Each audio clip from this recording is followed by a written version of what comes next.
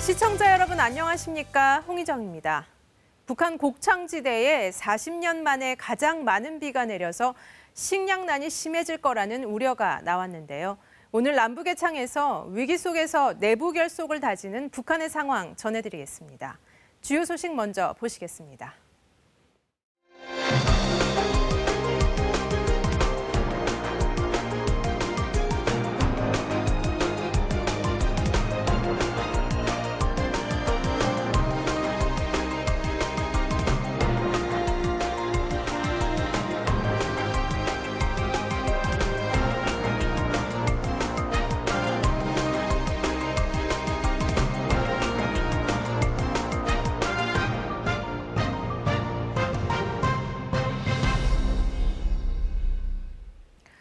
수도 평양이 통째로 인민들을 찾아가고 있다. 북한 매체가 태풍 피해를 복구하기 위해 평양당원 12,000명이 급파된 걸 표현한 말입니다.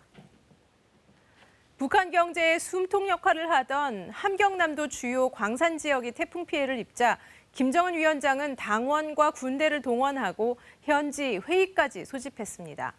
재해 복구에 주민들을 총동원하면서 이 같은 상황을 내부 결속을 위한 기회로 활용하고 있다는 분석입니다. 이슈엔 한반도 정은지 리포터입니다. 평양 금수산 태양궁정 광장이 군복을 입은 사람들로 가득 찼습니다. 평양당원 12,000명이 태풍 마이삭으로 피해를 입은 함경도를 떠나기 전 모인 겁니다. 우리 원수님을 위하여 위대한 우리 당을 위하여 힘차게 싸워 나아갑시다. 김정은 동지의 호소를 비굴른 심장으로 받들고 태풍 피해 복구의 용량 돌출합시다.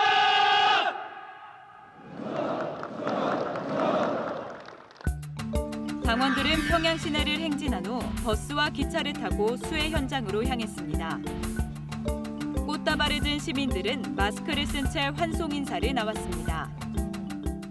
저 최종일의 속에 우리 세대주와 나의 오빠가 있다고 생각하니 얼마나 풍지스러운지 모르겠습니다. 여기 모인 당원 동지들 속에서 아마 제가 나이가 제일 어릴 겁니다. 지금까지 이 손으로 별로 큰 일을 해놓은 건 없습니다. 하지만 경례하는 원수님께서 그처럼 굳게 믿으시는 수도 당원들 속에 바로 내가 있다는 긍지가 있고 그 믿음에 꼭 보답하겠습니다. 당원들뿐만 아니라 피해 복구용 건설 자재들도 속속 함경도로 급파됐습니다. 지난 5일 김정은 위원장이 손편지로 태풍 피해 복구 도움을 호소한 지 사흘 만인데 북한 매체는 수도 평양이 통째로 피해 지역을 찾아가고 있다며 일심 단결을 촉구했습니다.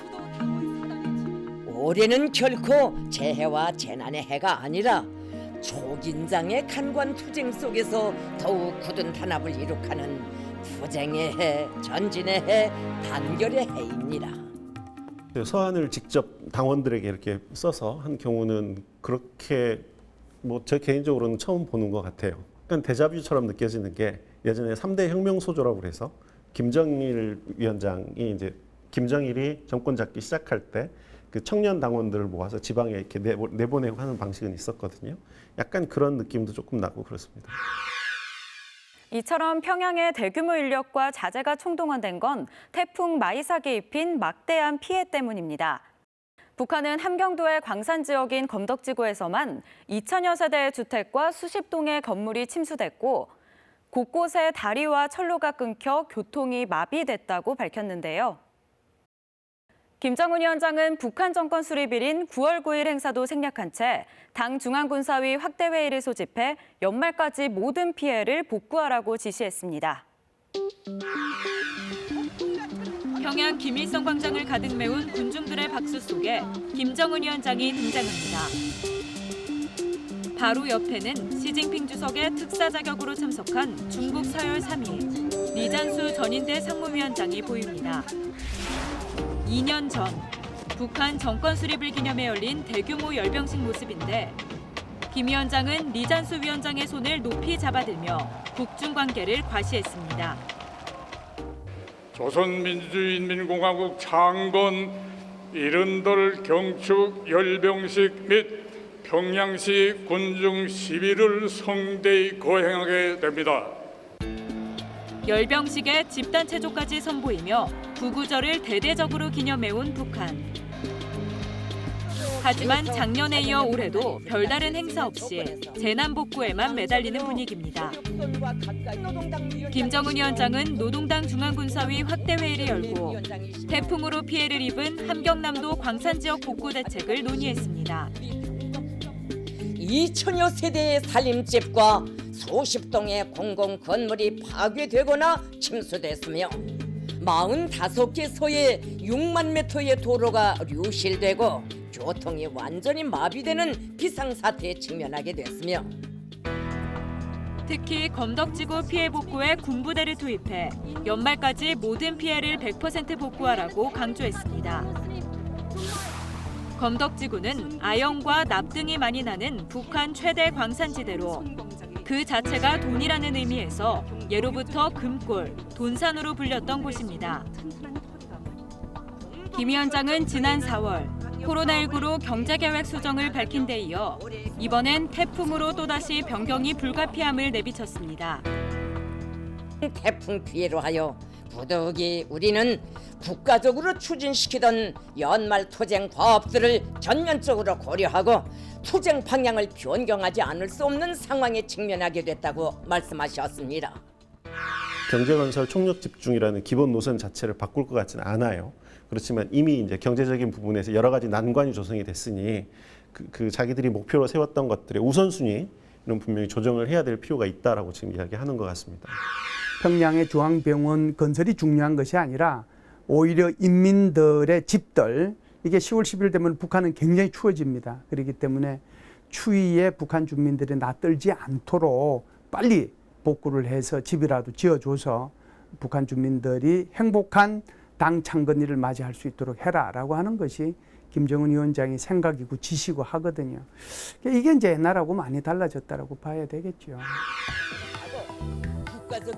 앞서 김 위원장은 태풍 피해가 큰 함경남도 지역을 직접 찾아 현장 점검에 나섰습니다.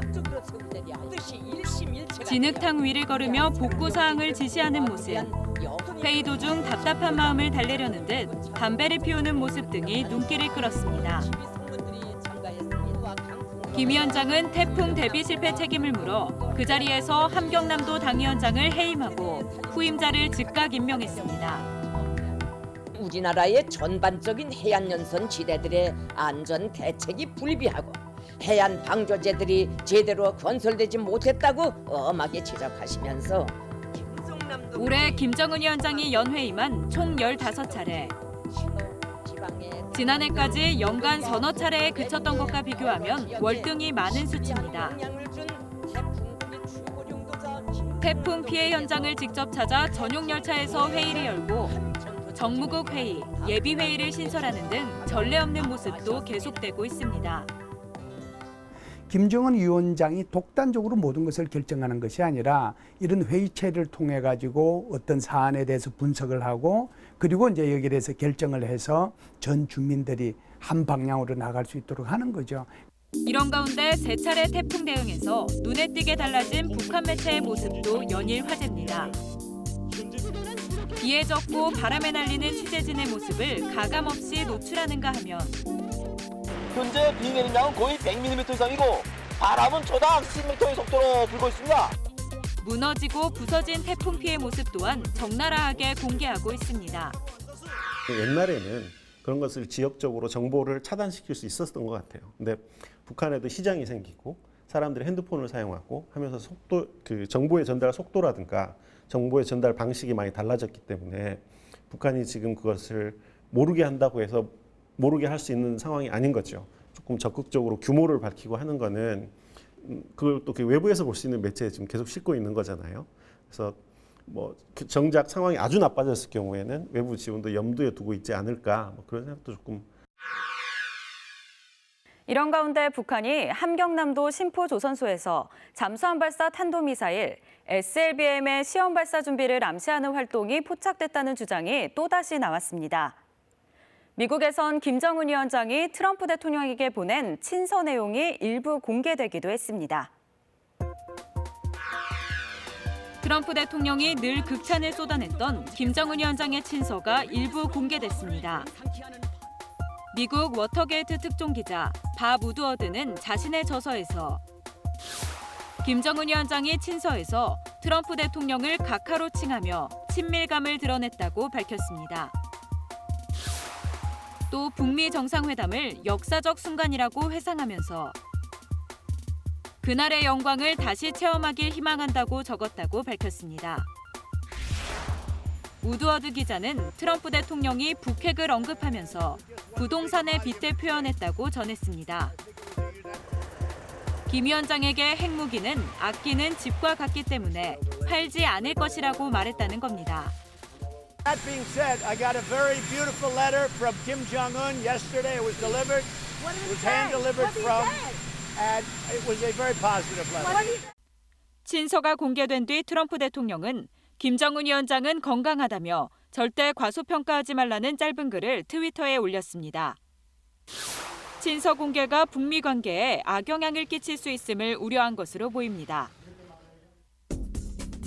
이런 가운데 미국의 싱크탱크 국제전략문제연구소가 북한의 함경남도 신포조선소에서 SLBM의 시험 발사 준비를 암시하는 활동이 포착됐다고 밝혔습니다. 위성사진상 선박 보안구역 안이나 인근에서의 활동이 계속 포착된다며 이 활동이 결정적이진 않지만 SLBM 북극성 사명의 발사 준비를 하고 있는 것 같다고 평가했습니다. 대선 이전에 북한이 벌써 움직이기 시작하면 이거는 그 북한의 초조감만 보여주는 거죠. 제재로부터 내가 잘 견딜 수 있다라는 걸 보여주는 게 아니라 제재 때문에 얘네가 어렵구나라는 걸 보여주는 거기 때문에 절충점이.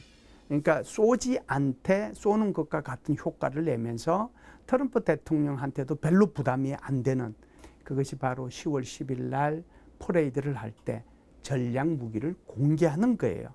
또 소위 말하는 3,000톤급 잠수함 완전히 건조된 것을 진수하는 것을 보여줄 수도 있거든요. 제가 볼 때는 그 가능성이 저는 오히려 더 높다고 봐요.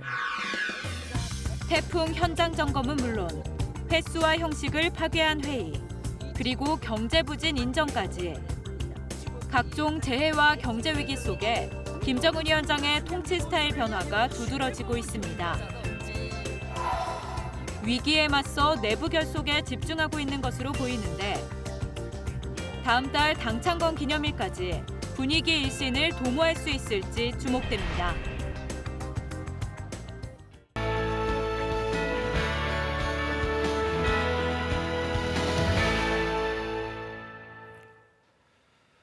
북한의 최근 소식을 알아보는 요즘 북한은입니다.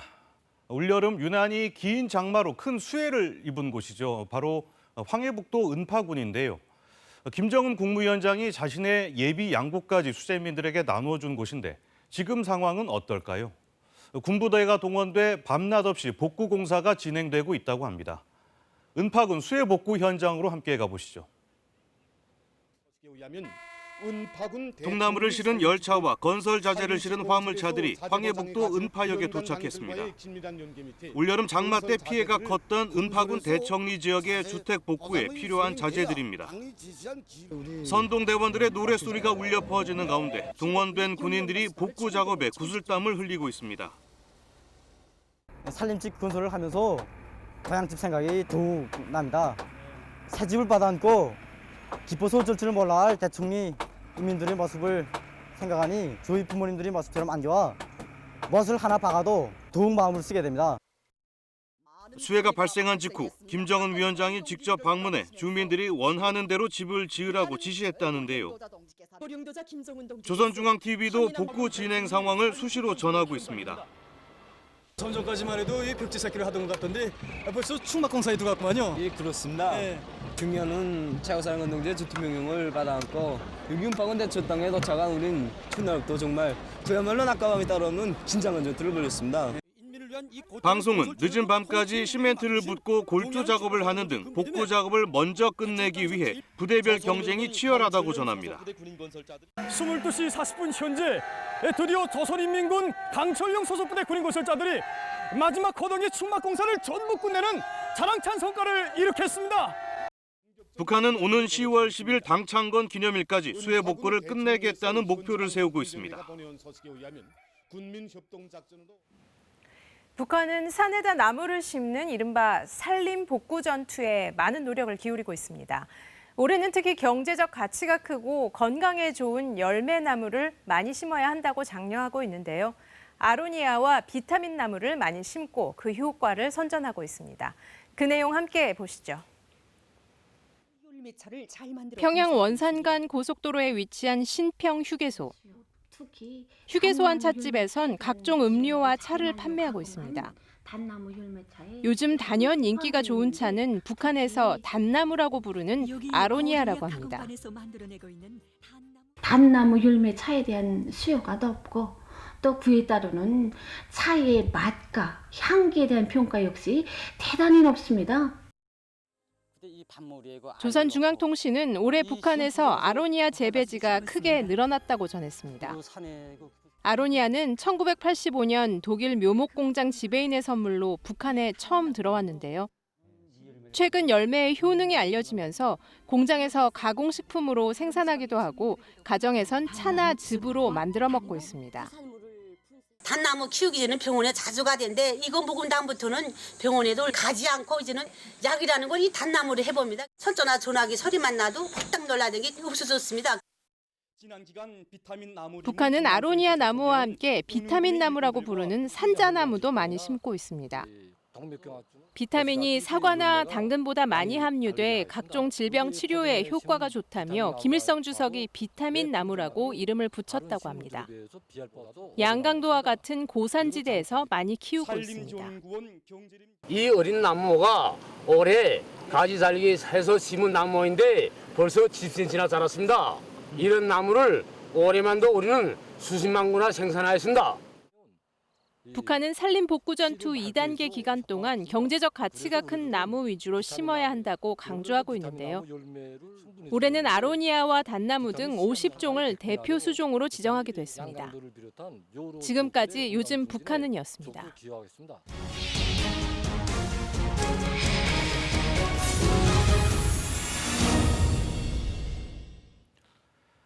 지난해 2월 하노이 북미 정상회담 이후 북한이 이렇다 할 외교 무대에 나서지 않고 있습니다.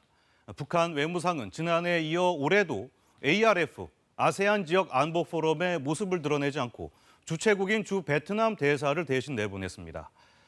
ARF는 북한이 참여하는 유일한 다자 안보 협의체였는데요. 비록 화상회의 방식이었지만 북한의 불참으로 남북 외교장관 간 접촉이 무산됐습니다.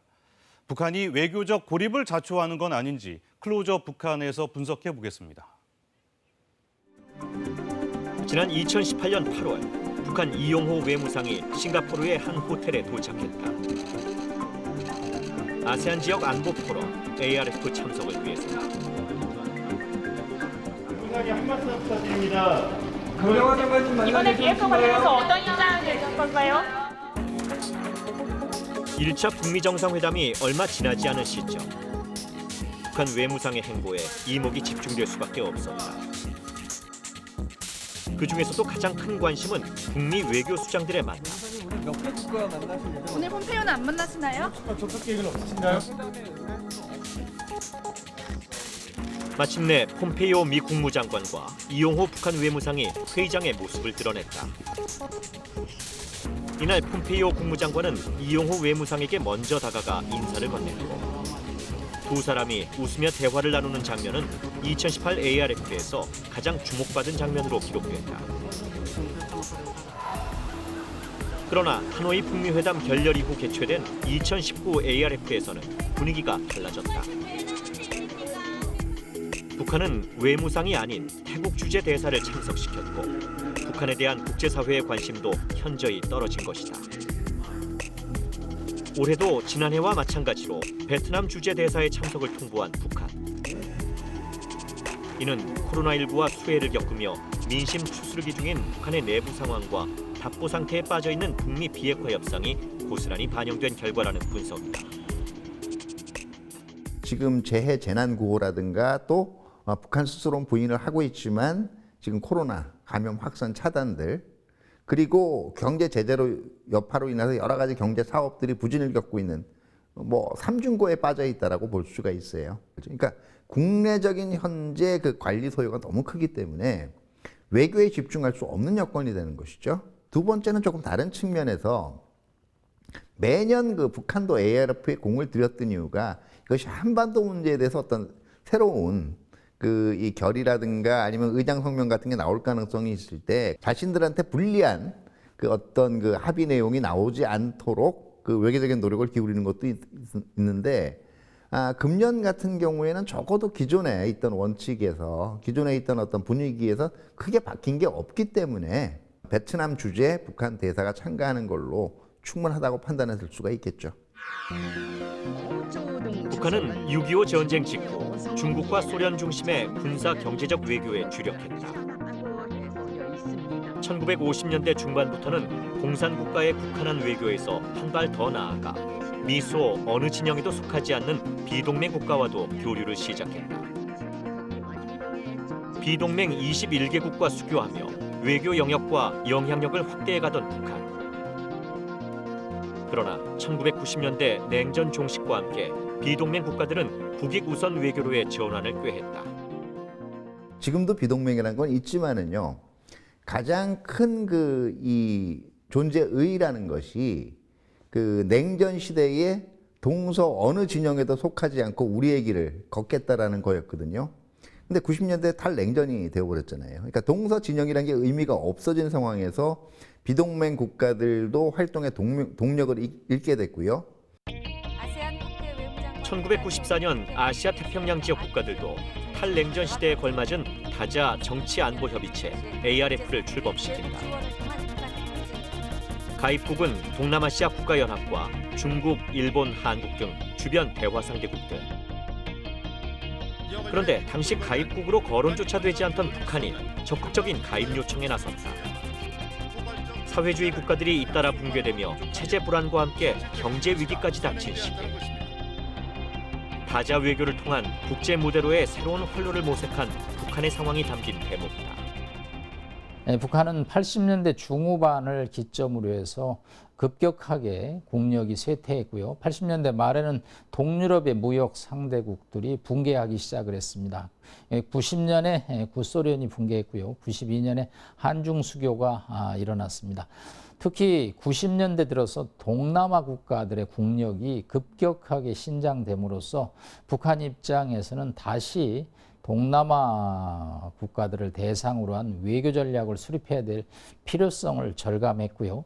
이런 상황에서 ARF가 탄생함에 따라서 북한은 ARF 가입을 외교의 목표로 삼고 총력적인 외교를 전개해 왔습니다. 북한의 국제사회에서의 고립화는 1980년대부터 표면으로 드러났다. 1983년 10월 미얀마에서 벌어진 아웅산 폭파 사건, 88 올림픽을 앞두고 터진 칼 858기 폭파 사건 등 북한을 바라보는 국제사회의 시선은 차갑게 얼어붙었다. 여기에 1990년대 중반 북한에 닥친 극심한 경제난. 2000년대를 목전에 두고 북한 외교는 다시 한번 대대적인 변화의 필요성을 깨닫는다. 미국의 요청에 따라 조미 사이의 현안 문제들을 해결하기 위한 고위급 회담을 진행할 것이며 회담 기간에는 미사일을 발사하지 않을 것입니다. 북한은 기존 외무부를 외무성으로 변경하고 백남순 외무상을 전면으로 한 적극적인 외교에 나섰다. 새천년 들어서 북한의 외교 활동이 발빠르게 이루어지고 있습니다. 북한은 이탈리아, 필리핀, 호주와도 수교를 맺으며 다자 외교의 폭을 넓혀갔고 2000년 6월 최초의 남북 정상회담까지 개최하기에 이른다. 당시 김정일 국방위원장은 농담을 섞어가며 은둔으로부터의 해방을 언급하고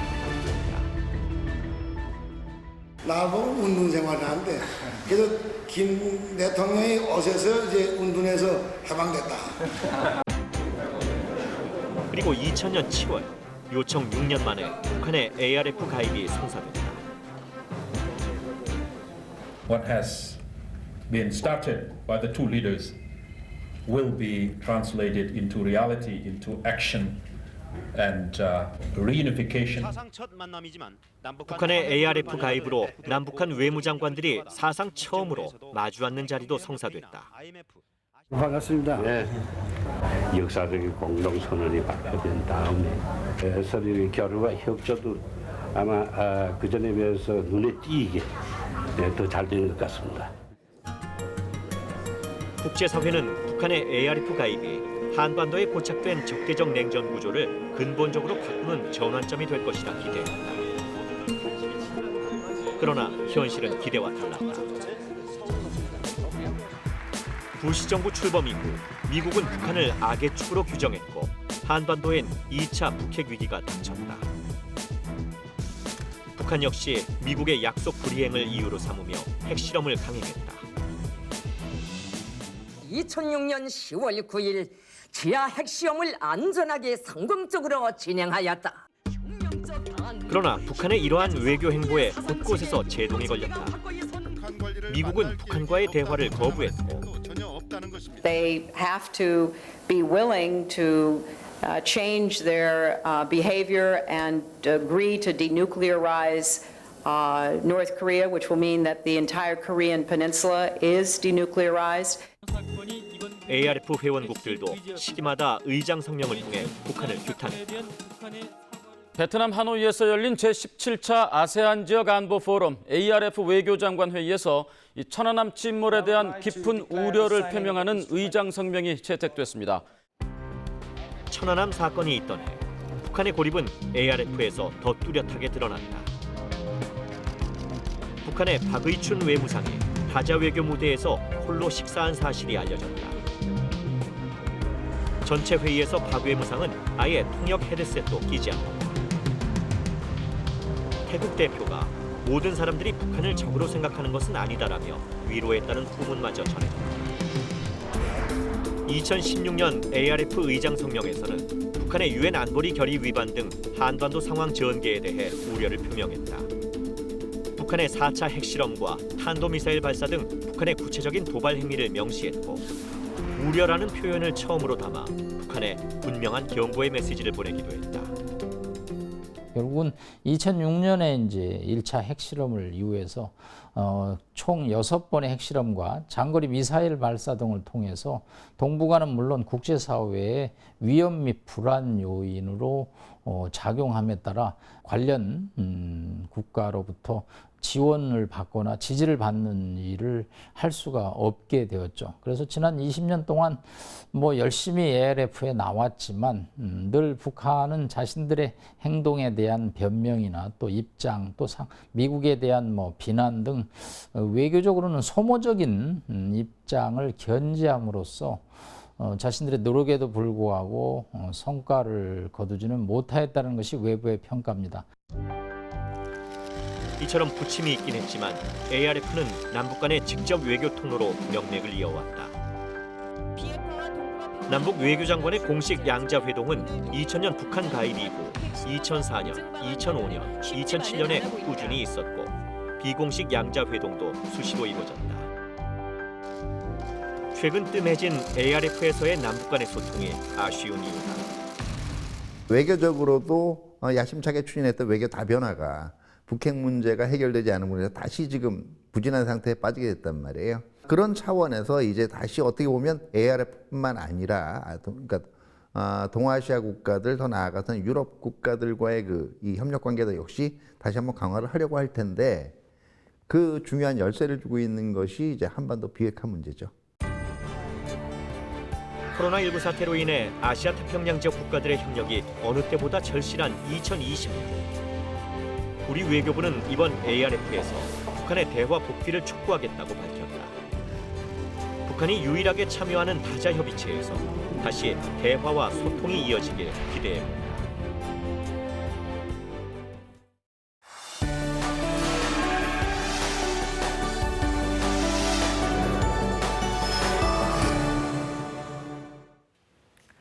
낯선 환경과 경제적 어려움을 극복하고 남한에 성공적으로 정착한 탈북민들이 이제는 꽤 많습니다. 탈북민들이 모여 우리 사회의 소외계층을 돕는 나눔의 현장을 찾았다고 하는데요. 탈북민이자 방송인인 박유성 씨도 참여했다고 합니다. 함께 보시죠. 안녕하십니까. 깃털 같은 남자 박유성입니다. 지금 해도 안 떴어요, 여러분들. 동이 지금 겨우 트고 있는데 이런 이른 아침에 제가 밖에 나온 이유는 따로 있습니다. 여기 근처에서 굉장히 특별한 활동을 하시는 분이 있다고 해서 이렇게 아침에 제가 달려왔거든요. 대체 그분은 어떤 활동을 하길래 이 아침부터 제가 왔어야 했는지 한번 만나러 가시죠. 서울 은평구에 있는 순대 전문 음식점입니다. 사장님 안녕하세요. 아이고 안녕하세요.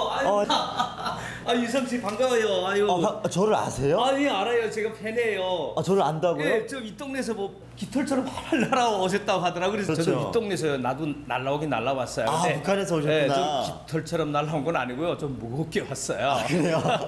무슨 일을 하시는데 이렇게 아침 대바람부터 저를 부르신 건지. 그 아바이 순대가 대세잖아요. 제가 만들 수 있는 거예요? 그렇죠. 같이 그래요? 만들어 와요. 남한에 온 지 10년이 되어가는 탈북민 홍원일 씨는 이북식 순대를 만들어 팔고 있는 맛집 사장님입니다. 양파, 파, 고추 등 간 속재료에 북한식 순대에 빠지지 않고 들어가는 이것.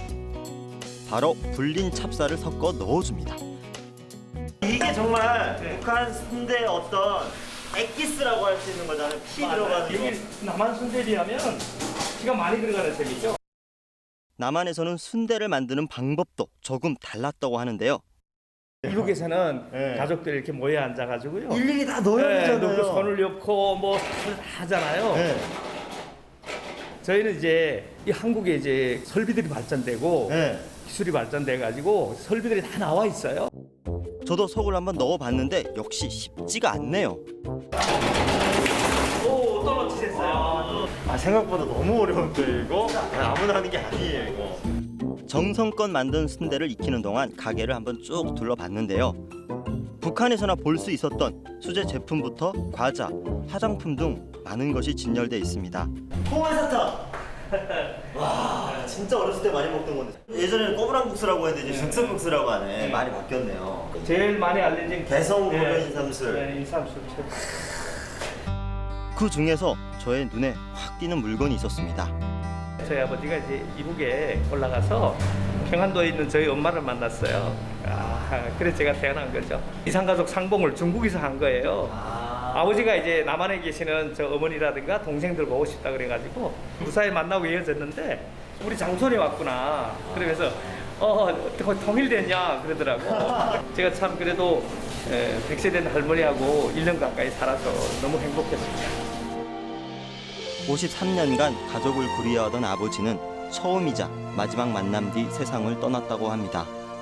그래서 원일 씨는 아버지의 고향 땅에서 후회 없이 살고자 노력하고 있습니다. 옛 이야기를 하다 보니 어느덧 순대에서 김이 모락모락.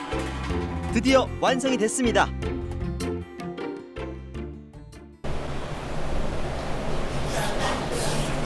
너무 뜨거워.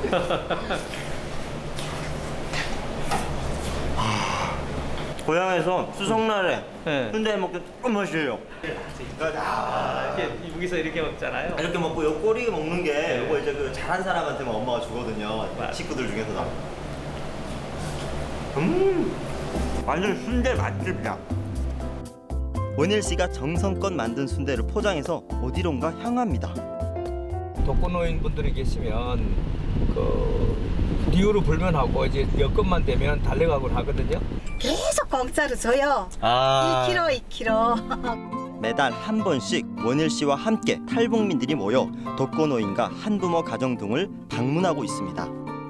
잘했구나. 이 집에 순대 맛있는데. 아유. 난 원래 손으로 먹어야 맛있더라. 그렇지.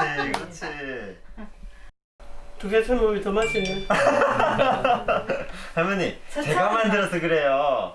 그 이쁘게 생겼네. 이쁘게 생겼다. 걔도 나갔다 손으로. 이쁘게 생긴 저거 이렇게 맨날 옆에 더 이렇게 가까이 앉을게요. 내가 좀 반하겠다. 하모니카. 화기애애한 분위기에 사장님의 즉흥 연주가 더해집니다.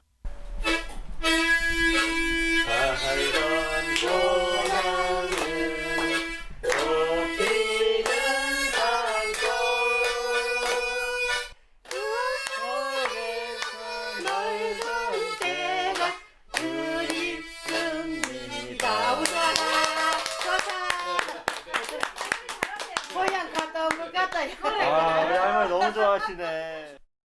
고향에 대한 그림이 조금은 또 달래지네요. 우리 장가 갔어? 장가 이제 가야 돼요. 올해 85살의 한순금 할머니는 안타까운 사연이 있습니다.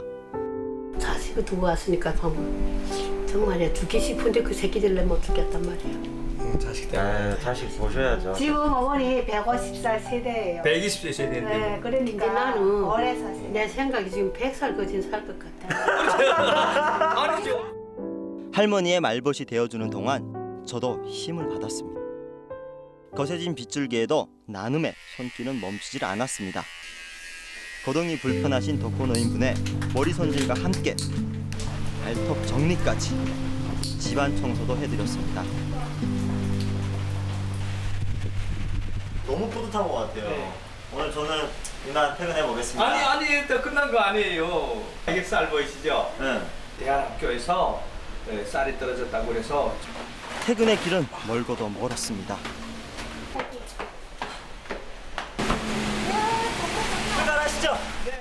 북한에서는 그 하루 세끼 먹기 위해서 진짜 삶의 전선에서 너무 힘들게 살았잖아요. 그렇죠. 그리고 그 아들이 빵 한 조각 빌어 먹을 때도 주지 못하는 그 심정, 주지 못했던 그 안타까움, 그게 너무 마음에 걸렸댔어요. 매달 모아 비중한 쌀이 약 200kg. 아이들에게 큰 도움을 준다고 생각하니 쌀도 깃털처럼 아주 가벼워졌습니다. 오늘 우리 봉사단원이 쌀하고요. 저 마스크도 가져왔어요. 아, 네. 많지는 않은데 200개. 네. 정말 감사합니다. 오셔가지고 쌀뿐만이 아니라 아이들도 조금씩 봐주시기도 하시고 또 이제 좀 코로나 때문에 좀 문제들이 많잖아요. 그래서 방역 활동하는 것도 도와주시고 해가지고. 어렵고 힘든 시기를 함께한 이들의 따뜻한 마음은 그칠 줄 모릅니다. 옆에 사람들 돌보면서 같이 더불어서 나누면서 가는 것이 더 보람차고 행복한 일이 아니겠나. 그래서 통일도 결국은 이웃을 돌보고 함께 가는 남과 북이 합하는 과정이잖아요. 나누면 행복해진다는 말, 이들의 모습에서 확인을 했습니다. 네, 탈북민이 만든 북한식 순대 한 접시가 남과 북을 이어주는 가교가 되는 것 같습니다. 오늘 준비한 소식은 여기까지입니다. 시원하고 웅장한 개성 박연 폭포 영상 마지막으로 준비했습니다.